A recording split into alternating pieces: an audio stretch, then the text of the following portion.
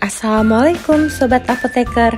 Kami dari kelompok 6 Farmasi Komunitas Program Studi Apoteker ISTN Jakarta Angkatan 43 yang beranggotakan sebagai berikut. Pertama, Ayu Alicia Mariska. Yang kedua, Bella Rimbun Putri. Yang ketiga, Erviana Ekasari. Yang keempat, Ibrahim Ubaidillah Hasan. Yang kelima, Iketut Eka Sastra Wijaya. Dan kami akan menjelaskan apa sih itu diabetes mellitus atau masyarakat sering menyebutnya dengan gula darah. Dan kami akan menjelaskan tentang klasifikasinya, lalu definisi insulin, mengapa insulin itu berperan sekali, contoh insulin, dan terapi oral anti diabetes.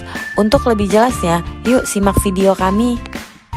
Apa sih diabetes mellitus? Diabetes mellitus adalah suatu penyakit kronis yang disebabkan karena insufiensi insulin, di mana insulin tidak bekerja secara normal, sehingga mengakibatkan gangguan metabolisme karbohidrat, lipid, dan protein. Alhasil, dapat meningkatkan kadar glukosa darah dalam tubuh.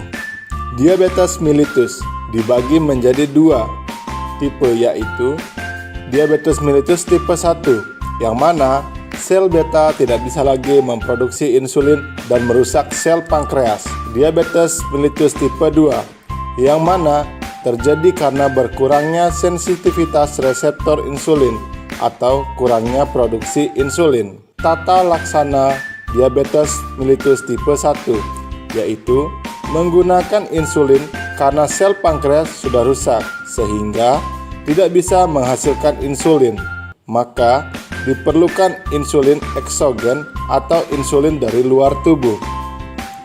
Untuk diabetes tipe 2, biasanya untuk terapi awal menggunakan obat hipoglikemik oral. Kemudian, jika tidak bisa, baru menggunakan insulin. Oke, mari kita telisik apa itu insulin. Insulin adalah hormon peptida yang mengikat reseptor insulin dan menstimulasi pengambilan glukosa oleh sel. Dan apa itu insufisiensi insulin?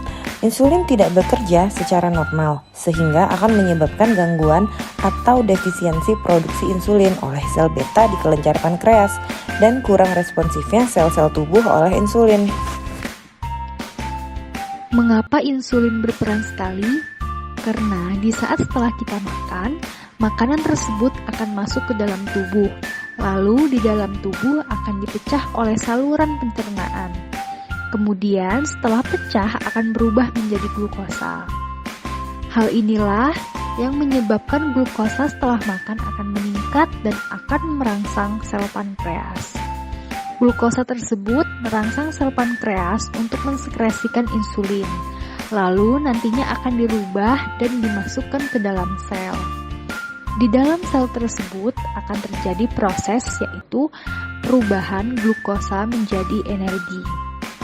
Glukosa tersebut akan disimpan di hati dan otot. Maka dari itu, peran insulin itu sangat penting. Berikut ini macam-macam insulin. Yang pertama ada rapid acting insulin. Contohnya ada Lispro, Aspart, dan Glucin. Untuk golongan ini, penggunaan 15 menit sebelum makan atau segera sesaat makan. Yang kedua, ada short acting insulin. Contohnya ada Humalin R dan Novolin R.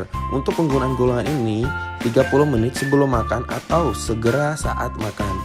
Yang ketiga, ada intermediate acting insulin. Contohnya ada Humalin N dan Novolin N. Untuk penggunaan golongan ini, malam sebelum tidur.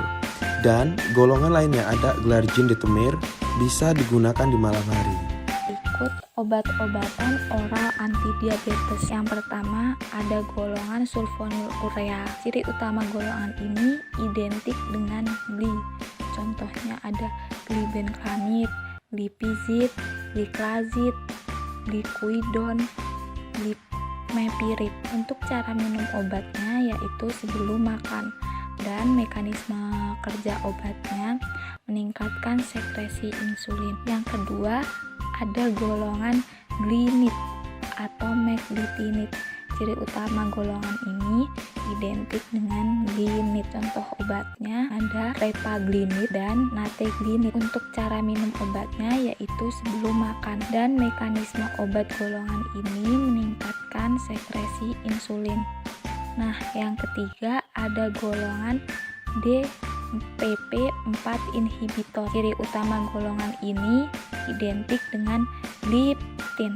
Contoh obatnya ada sitagliptin, vidagliptin, saksagliptin, dan linagliptin. Untuk cara minum obatnya yaitu bisa sebelum ataupun sesudah makan. Mekanisme kerja obat ini meningkatkan sekresi insulin dan menghambat sekresi glukagon.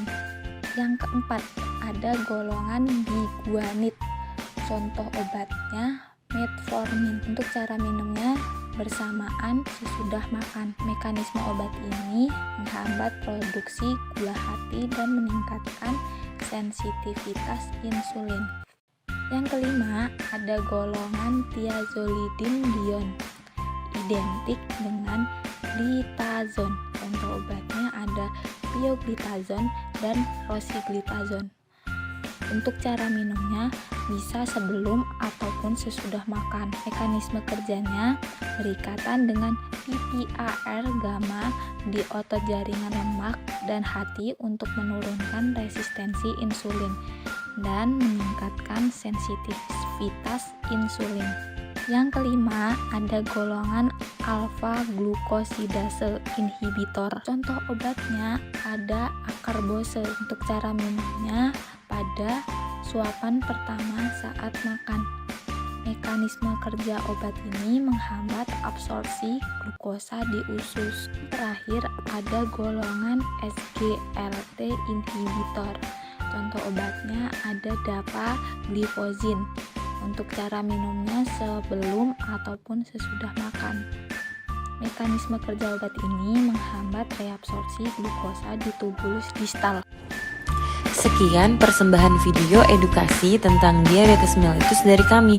Mudah-mudahan dapat dengan mudah dimengerti dan bermanfaat untuk yang menonton. Terima kasih sudah menyimak video kami. Kami akhiri, wassalamualaikum warahmatullahi wabarakatuh.